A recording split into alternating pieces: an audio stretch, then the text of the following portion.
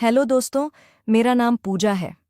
मैं अपने सहेली से लगातार कह रही थी कि हाँ नेहा, मुझे पता है कि मैंने तुमसे वादा किया था कि मैं आऊंगी, लेकिन यार तुम मेरी हालत समझने की कोशिश करो। पापा किसी भी सूरत में नहीं मानेंगे और मम्मी तो मुझे मार डालेगी। तुम्हें नहीं पता यहाँ के हालात, यहाँ बहुत सख्ती होती है। लड़कियों को बाहर जाने की बिल्कुल भी इजाज़त नहीं है।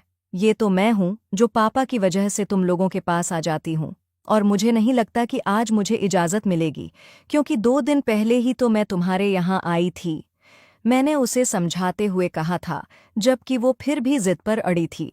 बोली तो ठीक है, अगर तुम्हें नहीं आना तो फिर मुझसे बात करने की भी कोई ज़रूरत नहीं है। यह कहकर उसने फ़ोन रख दिया था और मेरी जान हलक में आ गई थी। यही तो मेरी इकलौती दोस्त थी। इसके अलावा मैंने आज तक किसी को अपने करीब आने नहीं दिया था। काफ़ी देर सोचने के बाद मैं नीचे आई और मम्मी का पूछकर किचन में चली गई थी।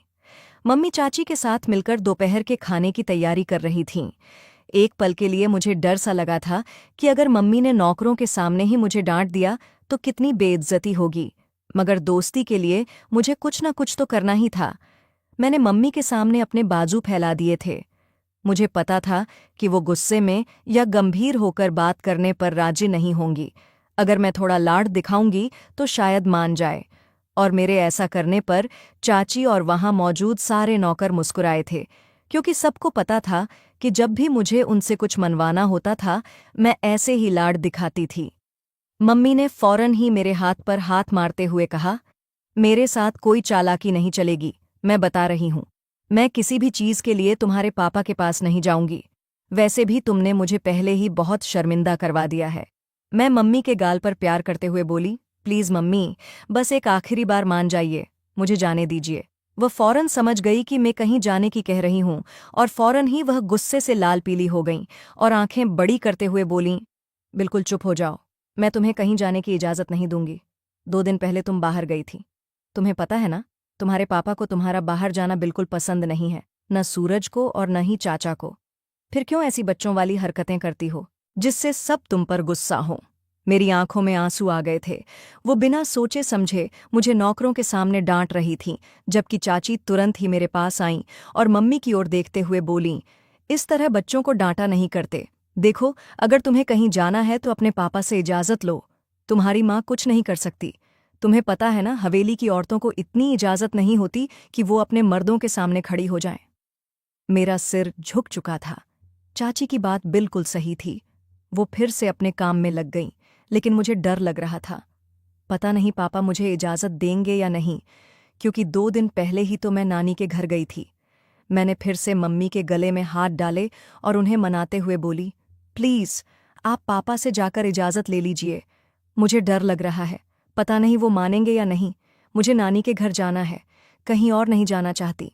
जबकि मम्मी कुछ पल के लिए चुप रहीं और फिर प्यार से मेरी तरफ देखते हुए बोलीं, मुझे पता है कि तुम्हें नेहा के पास जाना है और तुम्हारा वहां जाने का कोई गलत इरादा नहीं है, मगर तुम जानती हो, हवेली में इन सब चीज़ों को अच्छा नहीं समझा जाता। अगर तुम्हें जाना है तो अपने पापा से इजाज़त ले लो। मैं तुम्हें मना नहीं कर रही। कुछ पल के लिए सोच में पड़ गई थी, क्या मुझे पापा के पास जाना चाहिए या नहीं। फिर कुछ सोचकर मैं अपने कमरे में चली गई थी। मम्मी की तरफ से तो साफ इनकार था। वो मेरी कोई मदद नहीं करने वाली थीं, और दूसरी तरफ पापा के पास जाने में मुझे डर लग रहा था। लेकिन मुझे पता था कि अगर मैं पापा से इजाज़त मांगूंगी तो वो मुझे डांटेंगे नहीं। मैंने अपने अंदर हिम्मत जुटाई और नीचे की तरफ कदम बढ़ाए। नेहा ने इस बार मुझे बुरी तरह फंसा दिया था। वो बिल्कुल मेरी बात नहीं सुन रही थी। कमरे में आकर मैंने उसे कई बार मनाने की कोशिश की, मगर वो बिल्कुल राजी नहीं हो रही थी। मैं हवेली के लाउंज में आई तो सामने ही पापा चाचा के साथ बैठे किसी महत्वपूर्ण मुद्दे पर बात कर रहे थे। मुझे वहां रुकना सही नहीं लगा, लेकिन पापा मुझे देख चुके थे। उन्होंने तुरंत ही चाचा को चुप कराया और इशारे से मुझे अपने पास बुलाया। मुझे अजीब सी झिझक हो रही थी, क्योंकि चाचा को बेटियां बिल्कुल पसंद नहीं थीं। जब भी पापा मुझे अहमियत देते थे तो उनका चेहरा लाल हो जाता था और माथे पर शिकन आ जाती थी।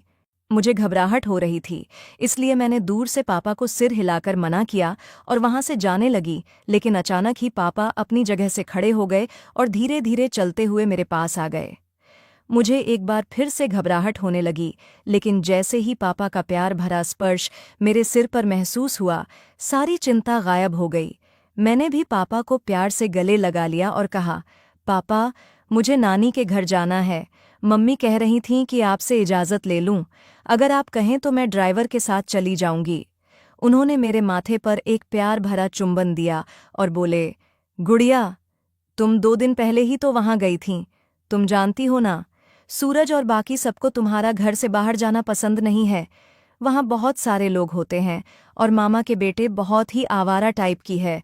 हर वक्त अपने आवारा दोस्तों को अपने घर में घुस आए रखते हैं, जो हमें अच्छा नहीं लगता। उनकी आवाज़ में इतनी नरमी थी कि मेरा सिर झुक गया। मैंने तुरंत ही सिर हिलाया और कहा, पापा, ऐसी बात नहीं है, मुझे सब पता है, लेकिन नेहा से मिलने का मन कर रहा था। अगर आप कहते हैं तो मैं वापस अपने कमरे में चली जाती हूँ। मेरी आंखों में आई नमी ने मेरे पिता का दिल पिघला दिया। उन्होंने तुरंत ही मेरे सिर पर दुपट्टा ठीक किया, नौकरानी से चादर मंगवाई और मुझे प्यार से लपेटा। फिर मुझे ड्राइवर के हवाले कर दिया और कुछ समझाकर जाने की अनुमति दे दी। मैं खुशी से झूम उठी। मेरे पापा ऐसे ही थे। मेरी थोड़ी सी भी परेशानी पर वे तुरंत हर किसी को नज़रअंदाज कर मेरे साथ खड़े हो जाते थे। मैं हवेली की इकलौती बेटी थी। हमारे यहाँ एक मान्यता थी कि हमारे परिवार में बेटियां पैदा नहीं होतीं, लेकिन मेरी माँ बहुत धार्मिक थीं, इसलिए शायद ऊपर वाले ने उन्हें बेटी का तोहफा दिया था। मेरे 2 बड़े भाई थे, जो मुझसे उतना ही प्यार करते थे जितना पापा करते थे। लेकिन जो जगह मेरे दिल में पापा के लिए थी, वो किसी और के लिए नहीं बन पाई। हमारी हवेली में मेरे ताऊ और चाचा भी अपने अपने परिवारों के साथ रहते थे। दादा दादी का बहुत पहले ही निधन हो चुका था और पूरे परिवार के मुखिया मेरे ताऊ थे। ताऊ ने साफ साफ कह दिया था कि स्कूल के बाद मेरी पढ़ाई नहीं होगी, लेकिन पापा ने मेरी आगे पढ़ाई के लिए खड़ा होकर मेरा साथ दिया था। मेरे भाई और माँ भी इसके खिलाफ थे, लेकिन मेरे शौक को देखते हुए पापा ने मुझे पढ़ने की इजाज़त दिलवाई। बचपन में ही मेरा रिश्ता सूरज से तय कर दिया गया था, जो मेरे चाचा का इकलौता बेटा था। वह मुझसे बहुत प्यार करता था और मुझे भी दिल ही दिल में उससे लगाव हो गया था। वह बेहद हैंडसम था और हमारे पूरे गांव में हमारी हवेली के मर्दों की चर्चा थी। मेरे ताऊ को तो पंचायत में सम्मान के साथ बैठाया जाता था। रात को जब मैं नानी के घर से वापस आई तो हवेली में कुछ अलग ही माहौल था। ताऊ जी बहुत गुस्से में थे और मेरे पापा, माँ और दोनों भाई सिर झुकाए खड़े थे। ताऊ और सूरज के चेहरे पर भी गुस्सा दिख रहा था। मेरी चाची और ताई भी चुपचाप सब देख रही थीं। मुझे आते देख सबकी नज़रें मुझ पर टिक गईं। अचानक मुझे घबराहट होने लगी, क्योंकि ताऊ जी जिस तरह से मुझे देख रहे थे, मुझे डर लग रहा था। जैसे ही मैं घर में दाखिल हुई, मेरी माँ मेरे पास आने लगी, लेकिन पापा ने उनके और मेरे बीच में आकर खड़े हो गए। उन्होंने सबके सामने मेरे सिर पर हाथ रखा और मुझे कंधे से पकड़कर मेरे कमरे तक ले आए। मेरे माथे पर एक चुंबन दिया और कहा, जब तक मैं न कहूं कमरे से बाहर मत आना, आराम से सो जाओ, कल तुम्हें कॉलेज भी जाना है। मैंने सिर हिलाया और सबको एक नज़र देखकर कमरे में चली गई। मुझे नहीं पता था कि बाहर किस बात पर हंगामा हो रहा है और ताऊ जी क्यों इतना गुस्सा कर रहे हैं। आधी रात को अचानक मुझे भूख लगी तो मेरी आंख खुल गई। मैं बचपन से ही भूख के मामले में बहुत कमज़ोर थी। मेरा मन कर रहा था कि मैं तुरंत बाहर जाकर कुछ खा लूं, लेकिन पापा ने कहा था कि जब तक वे न कहें मैं कमरे से बाहर न जाऊं। यही सोचकर मैं कमरे में ही बैठी रही। करीब 1 घंटा हो चुका था, लेकिन भूख मिटने का नाम नहीं ले रही थी। मैंने सोचा था कि कुछ देर बाद खुद ही सो जाऊंगी, लेकिन ऐसा नहीं हुआ। भूख और बढ़ गई थी। अब मुझसे बैठा नहीं जा रहा था। मैंने सिर पर अच्छी तरह से दुपट्टा लिया और कमरे से बाहर आ गई। पूरी हवेली अंधेरे में डूबी हुई थी। एक पल को मुझे डर लगा, क्योंकि मुझे हमेशा से अंधेरे से डर लगता था। मैंने चारों ओर देखा, सबके कमरे बंद थे, यानी सब लोग सो चुके थे। मैं धीरे धीरे चलते हुए किचन में पहुंची और वहां की लाइट जलाने की कोशिश की, लेकिन शायद लाउंज और किचन का स्विच बाहर से बंद कर दिया गया था, इसलिए वहां लाइट जलाने से भी रोशनी नहीं हो रही थी। मैंने चांद की रोशनी में ही कुछ खाने की कोशिश की।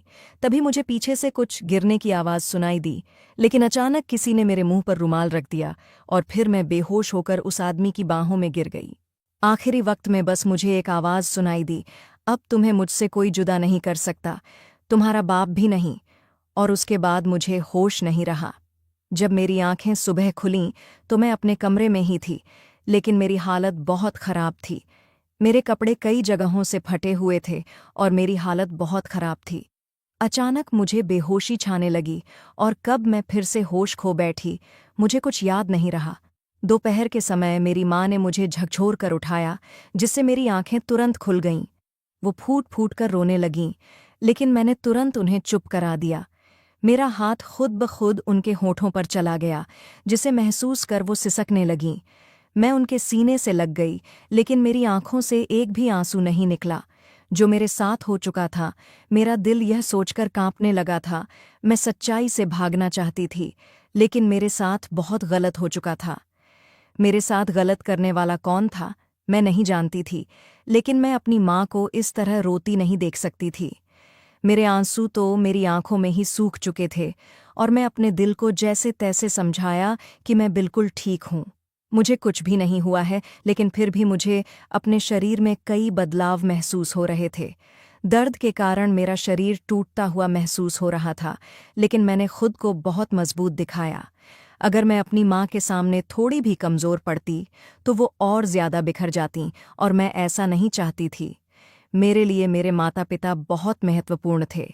मैंने उन्हें अपने से अलग किया और चुपचाप उठकर बाथरूम में बंद हो गई। शॉवर चालू करके मैं उसके नीचे बैठ गई थी। मेरी सांसें उखड़ने लगीं। मुझे समझ नहीं आ रहा था कि मेरे साथ ये क्या हो गया। मेरी पूरी जिंदगी बर्बाद हो चुकी थी, फिर भी मैंने अपनी आंखों से एक आंसू भी नहीं गिरने दिया। मैंने खुद को रगड़ रगड़ कर धोया। मुझे खुद से धीन महसूस हो रही थी। बचपन से लेकर अब तक मेरे पापा ने मुझे किसी कांच की गुड़िया की तरह संभाल कर रखा था, और यही हाल मेरी माँ का भी था। मेरी माँ कहती कि बेटा, लड़की की इज्जत कांच की तरह होती है, इसे टूटने मत देना। और मैं भी अपने माँ पापा की बातों को पल्लू से बांध लिया था। लेकिन आज मेरी इज्जत तार तार हो गई थी। मैं इसे संभाल नहीं पाई थी। मैं अपने आप को ऐसे रगड़ रगड़ कर धो रही थी कि जैसे मेरे शरीर पर न जाने कितना गंद लगा था, जिसे मैं पानी से धोकर साफ कर देना चाहती थी। लेकिन यह गंदगी पानी से छूटने वाली नहीं थी। जब मैं बाहर आई तो मेरी माँ पूरी तरह से खामोश बैठी हुई थीं। मैं उनके पास बैठ गई। उन्होंने मेरे गाल पर हाथ रखा और रोते हुए कहने लगीं, पूजा, ये सब क्या है बेटा? तुम्हारी हालत ऐसी क्यों हो रही है? रात तुम्हारे साथ क्या हुआ? सब ठीक तो है ना? उनकी आवाज में दर्द था जो मेरे दिल को चीर रहा था, लेकिन मैंने खुद को संभाला और उनकी आंखों में देखते हुए कहा, माँ, इसमें जरूर कोई अच्छाई होगी। आप चिंता मत करें और किसी को बताने की जरूरत नहीं है। जब तक मैं अपने अपराधी को खुद नहीं ढूंढ लेती, तब तक आप किसी को कुछ नहीं बताएंगी। मेरी बात सुनकर उन्होंने तुरंत सिर हिलाया और कहने लगीं, हरगिज नहीं, मैं तुम्हारे पापा को जरूर बताऊंगी ताकि वो पता करें कि ये हरकत तुम्हारे साथ किसने की है। लेकिन मैंने उन्हें चुप करा दिया और समझाने लगी कि अगर आप ऐसा करेंगी तो बदनामी आपकी बेटी की ही होगी। पूरी हवेली आपकी बेटी पर थू थू करेगी और एक औरत पर लांछन लगेगा कि मेरा ही किरदार खराब है। इसलिए आप चुप रहें और तमाशा होते हुए देखें। मैं खुद उस आदमी को खोज लूंगी जिसने ये किया है। ये आदमी कोई और नहीं बल्कि हमारी हवेली का ही है। मैं उस आदमी को कभी माफ़ नहीं करूंगी। जब तक मैं उस आदमी को पंचायत में नहीं घसीट लेती, मुझे चैन नहीं मिलेगा। मेरी माँ मेरे इरादों से डर गई थीं, लेकिन मैंने उन्हें जल्द ही शांत करा दिया। समय अपनी गति से बीत रहा था। मेरी निगाहें सब पर एक गिद्ध की तरह थीं। इस घटना के बाद मैं बहुत बीमार हो गई थी। मेरे पापा एक पल भी मेरे सिरहाने से नहीं हटते थे। मुझे अपनी बीमारी में भी उस रात की तकलीफ याद आती थी तो मेरा दिल खून के आंसू रोता था, लेकिन मैंने एक बार भी अपनी आंखों से आंसू नहीं गिरने दिया था। इस हादसे को हुए 2 हफ्ते हो चुके थे और अब मुझे अपने अंदर और बदलाव महसूस हो रहे थे। मेरी तबीयत काफ़ी निढाल हो रही थी। मेरी माँ मेरे साथ हुई इस हादसे से पूरी तरह वाकिफ थीं और मेरी इस हालत को भी महसूस कर रही थीं। उनका दिल बहुत बेचैन हो रहा था। वो लगातार मुझे अपनी सेहत का ध्यान रखने की हिदायत देती रहती थीं। मुझे समझ नहीं आ रहा था कि मेरी माँ ऐसा क्यों कह रही हैं, लेकिन मैंने उनसे कभी कोई सवाल नहीं किया। एक तो वो मेरे साथ हुई इस हादसे के बाद बहुत डर गई थीं और उनकी संवेदनशील प्रकृति के कारण मैं खुद को बहुत ज्यादा संभाल रही थी। 2 दिनों से मुझे बहुत उल्टियाँ हो रही थीं। पहले तो मैंने सोचा कि मेरा पेट खराब है, लेकिन मुझे नहीं पता था कि मैं जल्द ही बदनामी का एक धब्बा अपने साथ जोड़ने वाली हूँ। मेरी तबीयत इस कदर निढाल हो चुकी थी कि मैं बड़ी मुश्किल से नीचे आई। सामने सभी लोग टेबल पर बैठे नाश्ता कर रहे थे। मुझे देखते ही चाचा ने ऊंची आवाज में मुझे भी नाश्ते की टेबल पर आने को कहा दिया। मैं मुस्कुराकर जैसे ही उनके पास बढ़ी, मुझे अचानक चक्कर आया और मैं वहीं बेहोश होकर गिर पड़ी। फौरन मेरे पापा मुझे लेकर अस्पताल भागे। मेरी माँ मुझे अस्पताल ले जाने के पक्ष में नहीं थीं। शायद वो मेरी हालत समझ चुकी थीं और उसी बात से घबराई हुई थीं। वे लोग मुझे एक महिला डॉक्टर के पास लेकर गए। मेरे चाचा ने सब पर सख्ती कर दी थी कि मुझे कोई मर्द डॉक्टर नहीं देखेगा। वैसे तो मेरे ताऊ पढ़ाई के खिलाफ थे, लेकिन जब हमारे घर की औरतों की तबीयत खराब होती थी तो वे सिर्फ मलेडी डॉक्टर ही बुलाते थे। उनकी यह सोच मुझे कभी समझ नहीं आई, लेकिन मैं उनकी इस बात पर बस मुस्कुरा दिया करती थी। मेरी आंख मेरी माँ के रोने की आवाज़ से खुली। शायद मेरे साथ हुए जुल्म की सच्चाई सबको मालूम हो गई थी। जैसे ही मैंने आंखें खोलीं, मेरी माँ ने मुझे अपने सीने से लगा लिया। वो रोते हुए कहने लगीं, जिस बात का मुझे डर था वही हो गया पूजा।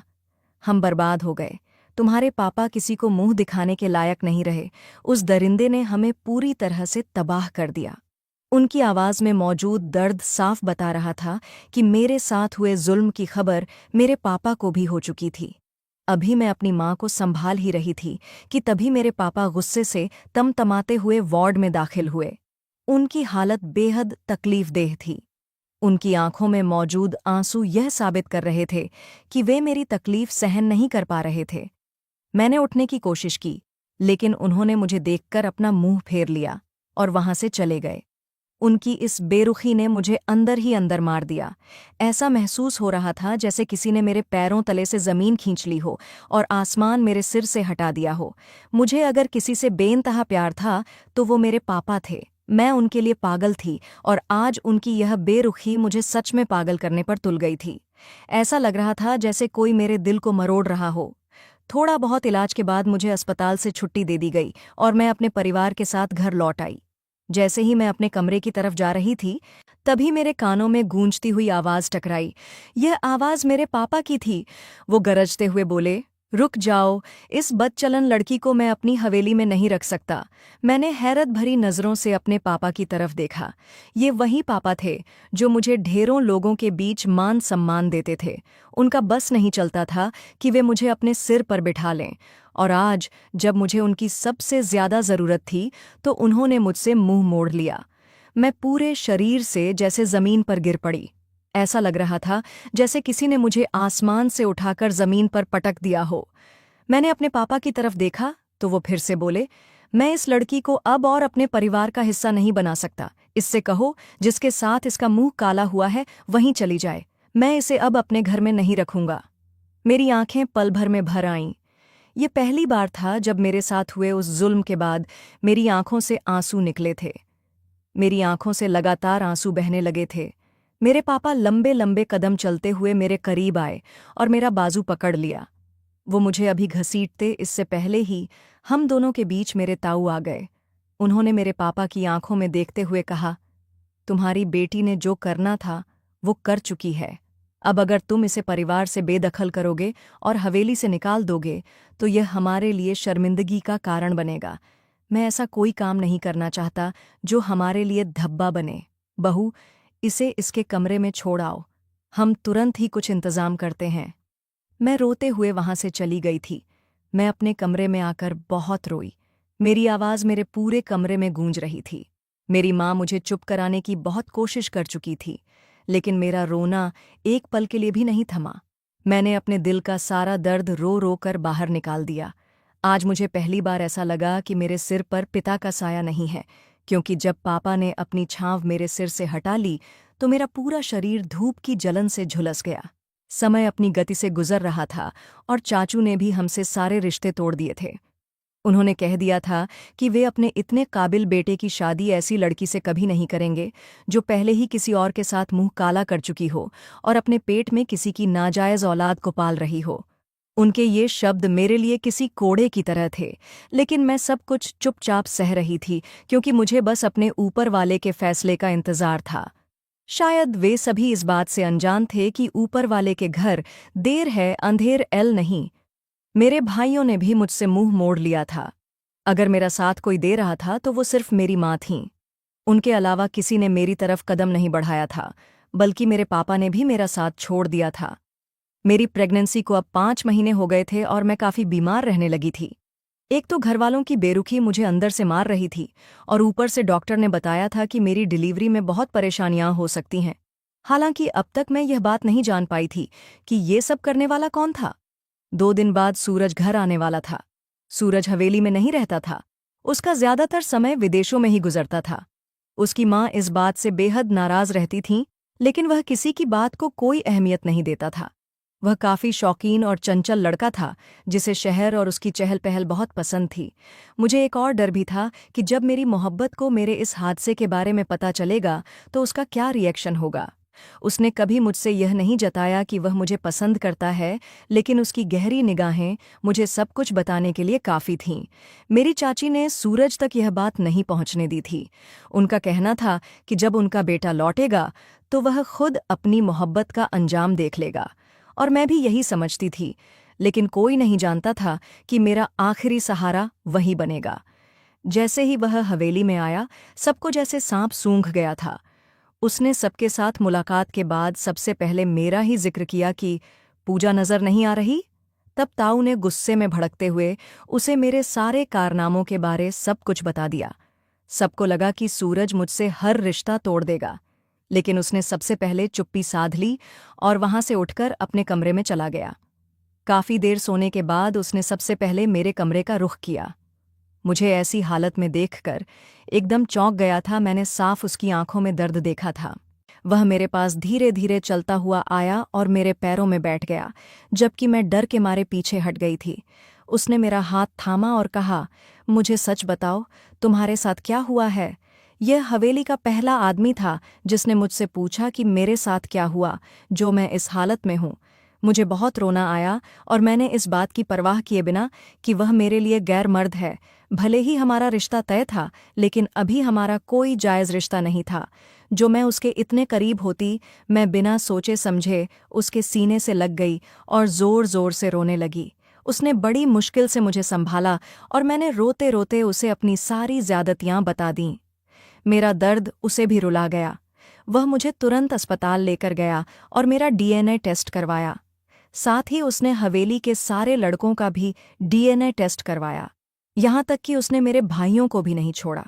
और आखिर में चाचू, ताऊ और पापा का भी डीएनए टेस्ट करवा दिया। मेरा डीएनए जिस आदमी से मैच हुआ वह और कोई नहीं, बल्कि मेरे ताऊ का बड़ा बेटा था। और इस सच्चाई के बारे में ताऊ को पूरी तरह मालूम था, क्योंकि जब वह यह घिनौनी हरकत करके मेरे कमरे से निकला था तो सबसे पहले उसका सामना ताऊ से ही हुआ था। उन्होंने उसे डांटा फटकारा तो जरूर था, लेकिन उसे बचाने के लिए उन्होंने मुझे सबकी निगाहों में गिरा दिया था। मैं पहले से ही उनकी निगाहों से डरती थी, और जब उन्होंने अपना बदला लिया तो उन्होंने मेरी पूरी हस्ती को मिटाकर रख दिया था।